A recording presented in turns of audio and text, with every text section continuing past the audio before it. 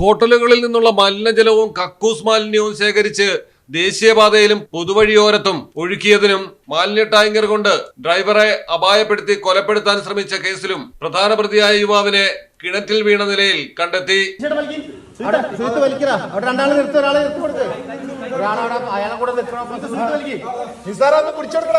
മദ്രസയിൽ പോയ കുട്ടികളാണ് കിണറ്റിൽ കരച്ചിൽ കേട്ട് സംഭവം ശ്രദ്ധിച്ചതും നാട്ടുകാരെ അറിയിച്ചതും. പ്രതിയുടെ ജ്യേഷ്ഠനടക്കം 3 പേർ മുൻപേ പിടിയിലായിരുന്നു.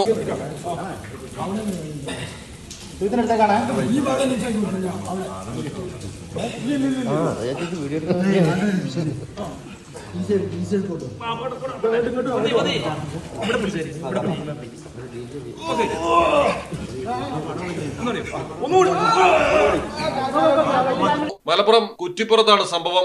വലിയകുന്ന് കോട്ടപ്പുറം അമ്പാൾ പറവയ്ക്കൽ ഷാഹുൽ ഹമീദിനെയാണ് ദുരൂഹ സാഹചര്യത്തിൽ കിണറ്റിൽ നിന്ന് കണ്ടെത്തിയത്.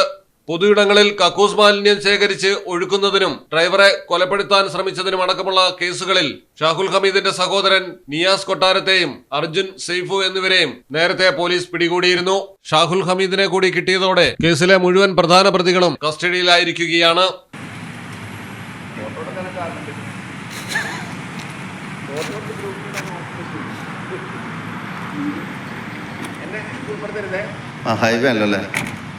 പ്രതി ഷാഹുൽ ഹമീദ് രാത്രി സമയത്ത് കുറ്റിപ്പുറത്ത് എന്തിനാണ് എത്തിയതെന്ന കാര്യം ദുരൂഹമായി തുടരുകയാണ്. ലഹരി ഇടപാടിനായിരുന്നോ മോഷണ ശ്രമത്തിനായിരുന്നോ എന്നൊക്കെയാണ് നാട്ടുകാർ സംശയിക്കുന്നത്. തിരൂരിൽ നിന്നും അഗ്നിരക്ഷാ സേനയെത്തിയാണ് ഷാഹുൽ ഹമീദിനെ കിണറ്റിന് വെളിയിലെടുത്തത്. ശേഷം വളാഞ്ചേരി പോലീസിന് കൈമാറി.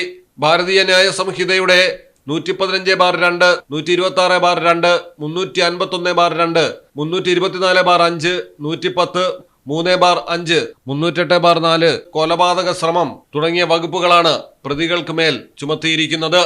പിടിയിലായ ഷാഹുൽ ഹമീദിന്റെ ജ്യേഷ്ഠൻ നിയാസ് കൊട്ടാരത്തെ കേസിൽ മുൻപ് പിടികൂടിക്കൊണ്ടുപോകുമ്പോൾ പോലീസിന് സഹിതം പുല്ലുവില കൽപ്പിച്ചാണ് പ്രതി ജീപ്പിൽ കയറിയത്.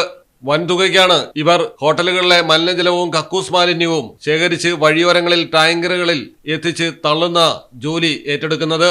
ഈ പൊതുശല്യങ്ങളെ കൊണ്ട് പൊറുതിമുട്ടി കഴിയുകയായിരുന്നു ജനം.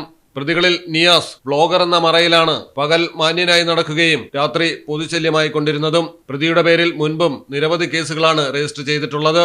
മലയാളം ടെലിവിഷൻ, മലപ്പുറം. കവിത ഗോൾഡൻ ഡയമണ്ട്സ്,